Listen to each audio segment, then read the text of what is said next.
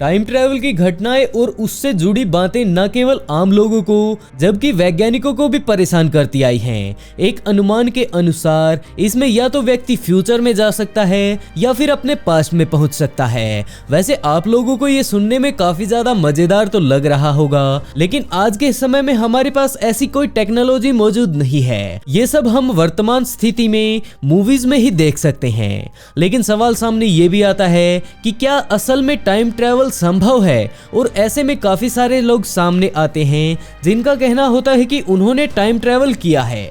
लेकिन जब ये कहानी आम लोगों के सामने पहुंचती है तो वहां पर दो तरह के लोग सामने आते हैं। एक तो वो जो इन सब बातों को अफवाह मानते हैं और दूसरे वो जो इन सभी चीजों पर विश्वास करके इसके बारे में और जानकारी जानने की कोशिश करते हैं। और ऐसे में वो और ज्यादा रिसर्च करते हैं और वो जानने की कोशिश करते हैं कि ऐसा असल में क्यों होता है। मुझे कमेंट बॉक्स में जरूर बताइएगा कि आप इनमें से कौन से हैं। और ऐसे में अगर कोई व्यक्ति टाइम ट्रैवल कर भी पाता है तो वो बहुत ही कम लोग हैं। लेकिन एक चीज ऐसी भी है जो आप सब कर सकते हैं और वो है इस वीडियो को लाइक करना। इसीलिए वीडियो को लाइक कर चैनल पर पहली बार आए हैं तो इसे सब्सक्राइब जरूर कर लें।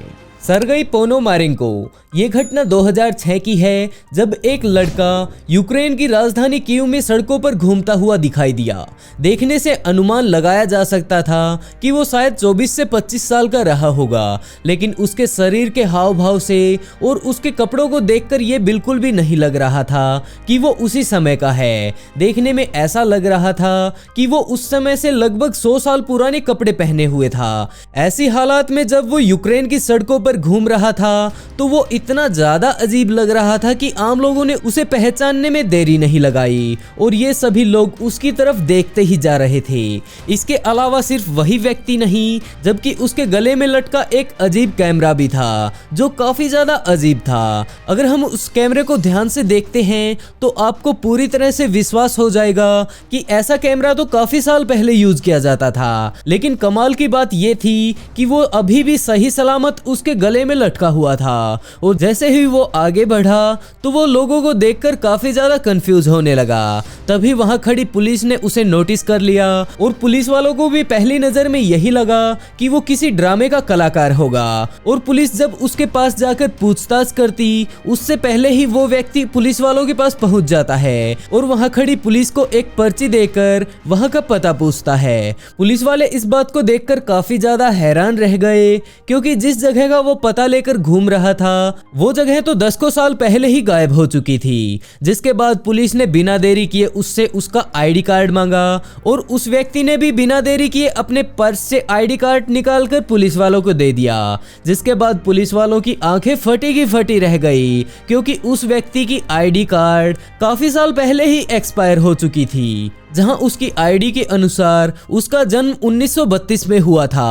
और अगर अंदाजा लगाया जाए तो उस समय जब वो पुलिस को मिला था तो वो समय 2006 का था और उस समय उसकी उम्र लगभग 74 साल की होनी चाहिए थी। लेकिन अभी तो वो 30 साल का भी नजर नहीं आ रहा था। जिसके बाद पुलिस वालों ने उसकी मदद करने की सोची और उसे एक मेंटल हॉस्पिटल लेकर चले गए क्योंकि उन्हें लग रहा था कि ये व्यक्ति किसी बाहरी देश से आया है और ये सब नाटक कर रहा है। और डॉक्टर ने सर्गी के ऊपर काफी सारे एक्सपेरिमेंट किए। जो रिपोर्ट सामने आई वो भी काफी ज्यादा दिल दहला देने वाली थी। पहले तो डॉक्टर्स को भी यही लग रहा था कि थोड़ी देर बाद ये व्यक्ति कहेगा कि मैं तो मजाक कर रहा था, लेकिन वो व्यक्ति उसी बात पर अड़ा हुआ था कि वो सन 1932 में पैदा हुआ और वो इस बात से भी इनकार कर रहा था कि वो नहीं जानता कि वो इन सड़कों पर कैसे आ पहुंचा। उसका चेकअप करने वाले डॉक्टर फोटोग्राफी में काफी ज्यादा इंटरेस्ट रखते थे, जिसके चलते उन्होंने सर्गी के हाथ में पकड़े हुए उस कैमरे को पहचान लिया जो कि यासिका फ्लेक्स कंपनी का बनाया गया था।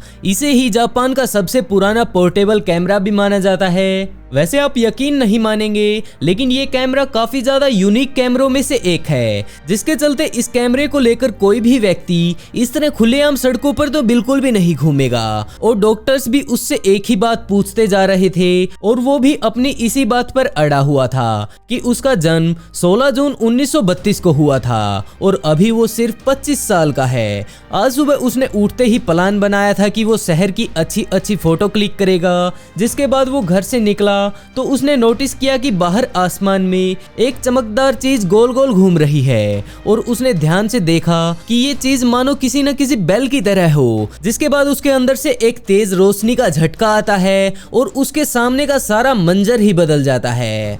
उसने अपने पुराने घर की लोकेशन बताने की पूरी कोशिश की, लेकिन वो बताने में नाकाम था। उसने बताया कि उसके घर के पास इस तरह की गाड़ियां या फिर बाइक कुछ भी मौजूद नहीं है और वो इन सभी चीजों को देखकर काफी ज्यादा कंफ्यूज हो रहा है। और डॉक्टर्स इस बात को जानकर काफी ज्यादा हैरान थे, क्योंकि उन्हें लग रहा था कि शायद ये व्यक्ति पागल हो, जिसके चलते उन्होंने उसके कैमरे को भी चेक किया और उस कैमरे की नेगेटिव ले ली और उन्हें फोटोज में बदलने की कोशिश की। और जब वो फोटो उन लोगों के सामने आई तो उन सभी का दिमाग चकरा गया, क्योंकि जो फोटो सर्गी के पास मौजूद थी वो असल में 1958 में ही खींची गई थी। फोटोज में कई जगह तो सर्गी खुद भी मौजूद था और उसने वही कपड़े पहने थे जिन कपड़ों को पहनकर वो आज के समय में सड़कों पर घूम रहा था। उसके कैमरे में पुराने शहर की काफी सारी फोटोज भी मौजूद थी। इससे पहले उन लोगों ने इन फोटोज को इंटरनेट या फिर रियल लाइफ में कभी नहीं देखा था। ये सब काफी ज्यादा अजीब था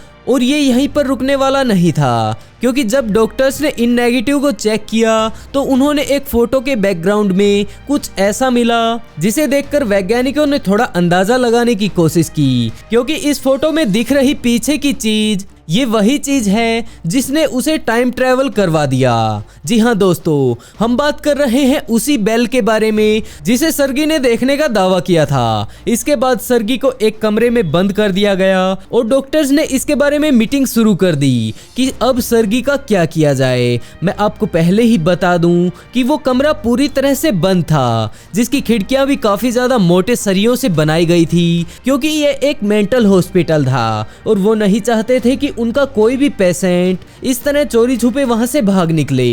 लेकिन आधी रात होते ही सर्गी उस कमरे से गायब हो चुका था और उसने अपने पीछे उन फोटोज को छोड़कर कोई भी सुराग नहीं छोड़ा और ना ही उसे दोबारा कभी देखा गया। जब इस केस की हाई लेवल इन्वेस्टिगेशन की गई तो बात का खुलासा तब हुआ कि एक 1958 में सर्गी नाम का व्यक्ति गुमशुदा हो गया था और उसकी रिपोर्ट पुलिस स्टेशन में लिखवाई गई थी, लेकिन पुलिस को अभी तक उसके बारे में कोई भी जानकारी नहीं है। दोस्तों, अब बात करते हैं अल्फ्रेड बिलेक के बारे में। जब साल 1984 में फिलाडेल्फिया एक्सपेरिमेंट नाम की फिल्म अमेरिका में रिलीज हुई तो इस एक्शन मूवी में ऑडियंस को काफी कुछ देखने को मिला, जिसके अंदर वर्ल्ड वॉर 2 के भी काफी सारे सीन मौजूद थे। और ये वो समय था जब सरकार टॉप सीक्रेट मिशन पर काम कर रही थी। उस सीक्रेट प्रोजेक्ट के अनुसार वैज्ञानिक सुपरनेचुरल पावर्स को यूज करने की कोशिश कर रहे थे और इसे संभव बनाने के लिए नेवी ने एक टेक्नोलॉजी को भी इजाद कर लिया था, जिसके चलते उनके पानी के जहाज दुश्मन के रेडिएशन में बिल्कुल दिखाई ही नहीं देंगे, क्योंकि वो असल में वहां पर होंगे ही नहीं। और जब वो चाहेंगे अपने जहाज को गायब करके कहीं और पहुंचा देंगे